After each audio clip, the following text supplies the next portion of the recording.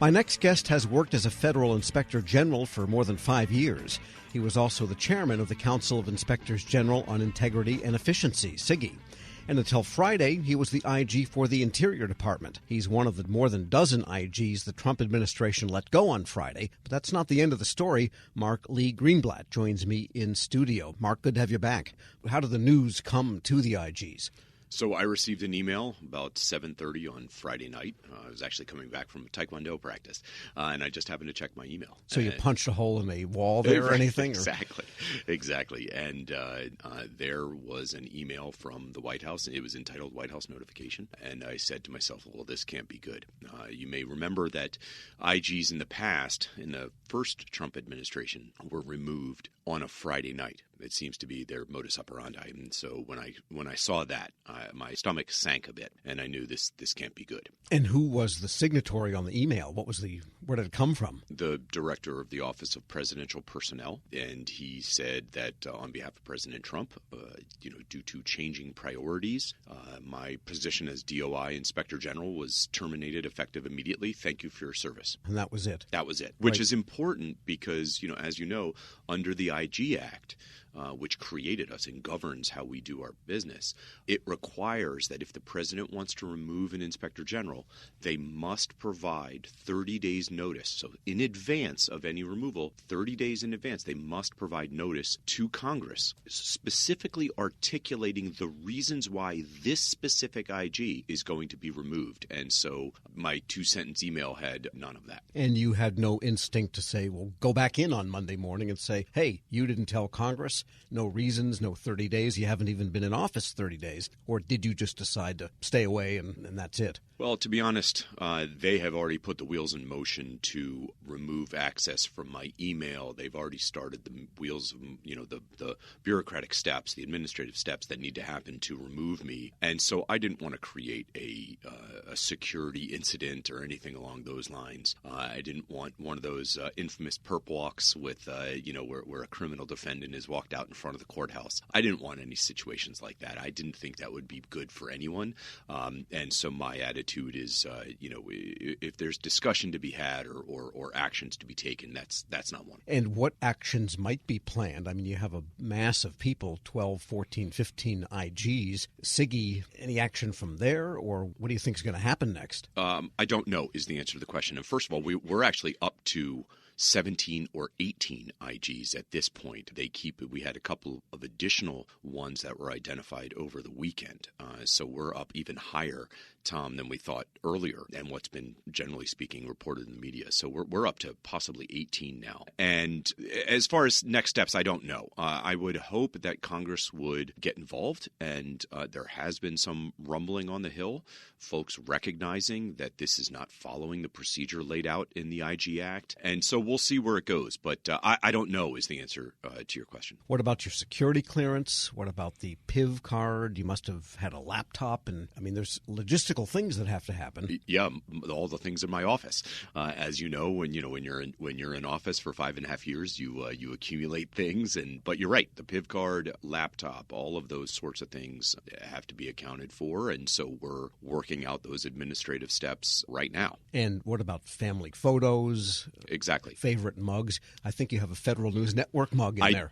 I do have a Federal News Network mug, and it is displayed prominently and on one of my credenzas. And so, yes, I have things like that, all the challenge coins that you have throughout the federal government, right? So that's something that we certainly have to work with the department, work with my old staff to figure that out. But those are the small things. And then, it's going to break my heart breaking down my office and retrieving those things. That's a special place for me, and I love my team, and I love what we did there. And I'll have some of the greatest memories of my professional career in that office. How many people work in the Interior IG office altogether? We're right around 300. It's folks strewn all over the country, and these are some of the best professionals out there. These are dedicated auditors and inspectors, evaluators, investigators, attorneys. They run the gamut, and they're first rate, really, really good. And that's the saddest part from my perspective, is that I'm not going to be able to be with my team anymore. Have the White House given you any indication that you can at least go in to clean up and take your personal effects and say goodbye to people? Has any of that worked out yet? No.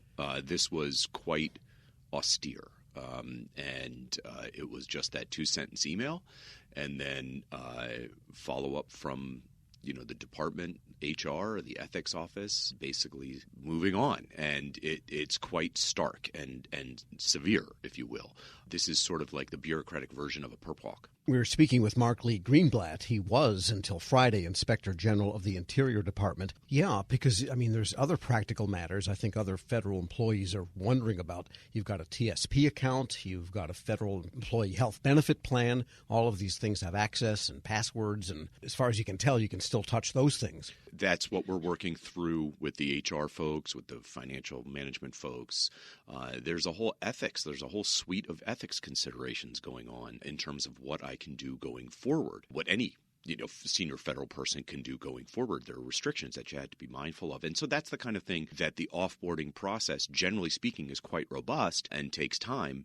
All of this is accelerated and without me being present in the facility. So this is all over email and Zoom and what have you. So it's a bit we'll muddle through. Let's put it that way, Tom. Have you been in touch with the other IGs? Are you talking to one another? Are you talking to your assistants that might have been in the office, the administrative assistants and so forth? Certainly. The other IGs, there's a lot of communication. We're close. We're a close community, and some of these folks are not just professional colleagues. They're friends at this point, and I trust them, and that breaks my heart too, is because these are the folks, as an American taxpayer, these are the folks you want ferreting out waste, fraud, and abuse. And to see them go is, breaks your heart. And then in terms of my staff, yes, I have. And I've gotten such an unbelievable outpouring of support from them, on social media and LinkedIn, what have you. And it's just overwhelming, Tom. Just reading some of their comments, their messages, their notes to me, it gets you choked up because you realize just how much that relationship mattered to me. Plus, in a practical sense, there were reports in progress that you would have had to sign off on. So as far as you know, those are just suspended also. Well, I would imagine my staff is going to move forward with them. I hope they would. They are important, high-impact work. We're looking at the highest risk areas in the Department of the Interior.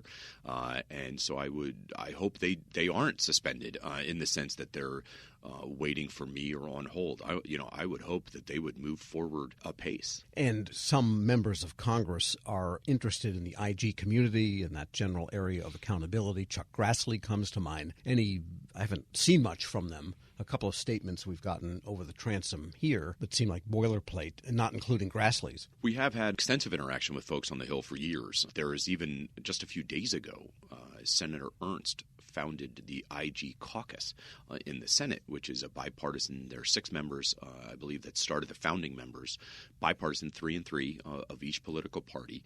Chuck Grassley is one of them. Joni Ernst, like I said, is the founding chair. And I would hope that they would step up and be vocal. They understand the value that we as inspectors general add for the American taxpayer and for Congress.